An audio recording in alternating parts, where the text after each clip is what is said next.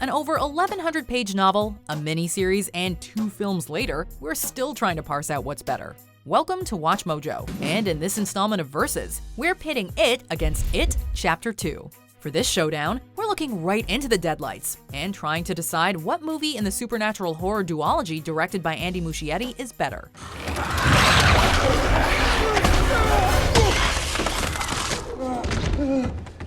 Round 1. Story.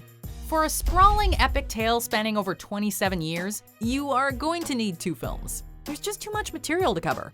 In 1990, Tommy Lee Wallace turned Stephen King's novel into a 2-part, 3-hour-long miniseries, and the results were, well, mixed. I love you, but count me out. I'm going to the hotel. I'm gonna get some sleep. So what about the 2 theatrical films released in the 2010s? Which has the better story? The first film introduces us to a diverse cast of characters, going up against a seemingly undefeatable evil.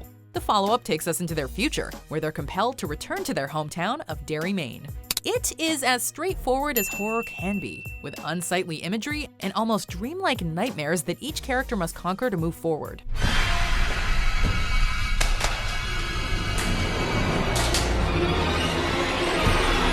But in Chapter 2, we learn that they never really overcame much of anything. They just forgot and have to do it all over again. Even with the wealth of knowledge one earns through the aging process, they're ultimately just scared little kids. But that's hardly the film's biggest problem, as we're still rooting for them all the way. The ritual of Chud.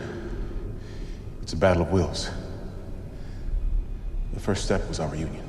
While it's nice to see the ritual of Chud represented on screen, it doesn't quite play out so well, with each character having to collect a totem that will tie them to their past. This largely separates the cast, a cast that works best as an ensemble and unfolds on screen more like video game missions than it does narrative. As clever, scary, moving, and powerful as the It series is, this is when it was at its lowest point. Even in Wallace's miniseries, fans contend that the first half is better than the second. That is also our opinion about the first movie in this It series. Well, float down here. Yes, we do. The point for round 1 goes to the 2017 film. Winner, It. Round 2, cast. Where to begin with such a wide range of cast members from James McAvoy to Stephen King himself? You, want me to sign it for you? Nah, I didn't like the ending. The first film allowed Stranger Things cast member Finn Wolfhard to make his big screen debut as young Richie. And Jaden Martell is 100% believable as stuttering Bill Denbrough. In short, each member of the cast is played by someone you can easily see growing to be their counterparts 27 years later. As good as the cast of the first film is, the digital de-aging necessary for them during flashbacks in Chapter 2 is admittedly a bit of a distraction. However, even before the movie was announced, star Sophia Lillis asked for Jessica Chastain to take on the role of Beverly. So having that come to pass made her the ultimate in fan casting. Talk to me. Just talk to me like we used to. Come on, how did you know? Because I saw it. We've seen all of us die. Equally good is Bill Hader, who was also approached because the actor playing his character's younger counterpart, Wolfhard, wished this to be so.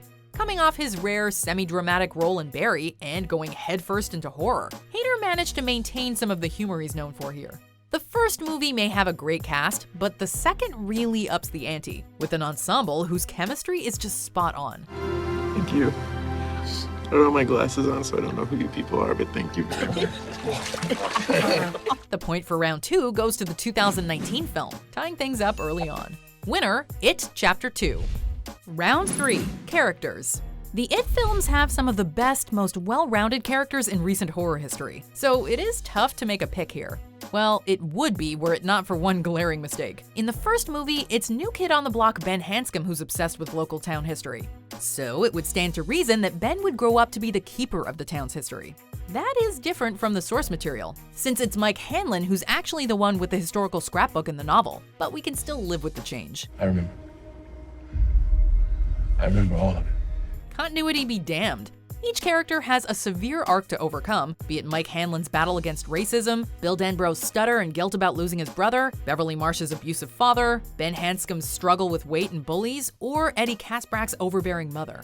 The arcs are similar in the sequel, enhanced by the nefarious child-killing monster, but it's just much more poignant to watch a child overcome them. Plus, for some incomprehensible reason, it's Mike who ends up being Derry's future librarian as seen in Chapter 2, instead of Ben, who, as we previously mentioned, was presented in the first film as the one who's extremely knowledgeable of Derry's past.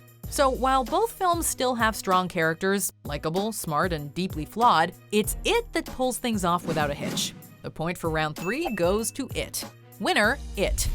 Round 4, faithfulness to source material. We were never going to get a full-on It adaptation, especially considering a particularly questionable scene involving minors. But when you're dealing with a novel this epic, you're bound to have to streamline some information. The creature in the novel is an ancient being that crashed on Earth billions of years ago and whose only enemy is a giant intergalactic turtle. Got that? Good. But It takes streamlining to the extreme, removing key plot lines and shortening others. The loser's feud with the bullies, for instance, amounts to little more than a rock fight, and main baddie Henry Bowers is seemingly killed in seconds rather than going crazy. In Chapter 2, we don't get the full backstory of It, but we get a lot more about how the characters developed, who they become, and the mechanics of the monster. Also crucial in the novel is the town of Derry's unwillingness to involve themselves in the open secret of the monster. We get glimpses of that in the first film, when we see a woman closing her blinds as Georgie is taken, but Chapter 2 opens with the controversial beating and subsequent It murder of Adrian Mellon.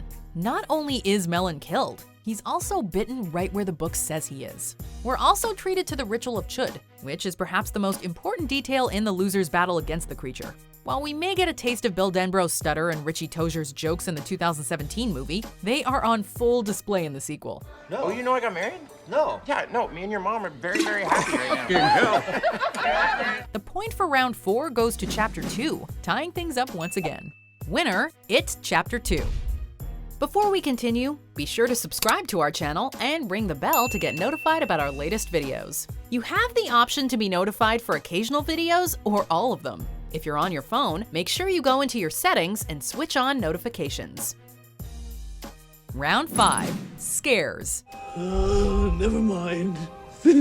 Oh, silly old Pennywise, you'll never have no friends. People make fun of me too. Any good horror lives and dies by how frightening it is.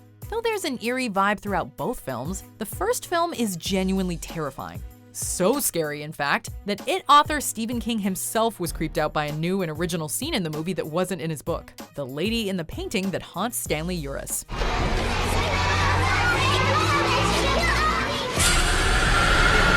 It's also a lot more mean-spirited in how frightening it is.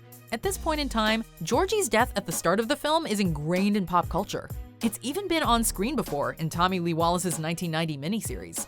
But in the first movie, director Andy Muschietti has no problem going into detail, showing the young tyke's arm being bitten off right in front of us. In Chapter 2, the scares take a backseat to the storyline. There's a healthy dose of atmosphere and even some imaginative ideas, but we're dealing with adults here. The 2017 film breaks the unspoken rule of horror about not killing children and frighteningly dismembers one.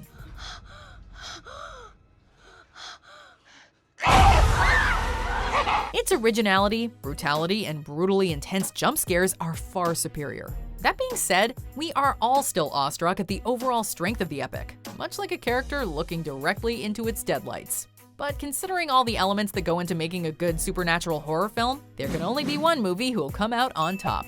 The point for round 5 and the win goes to It.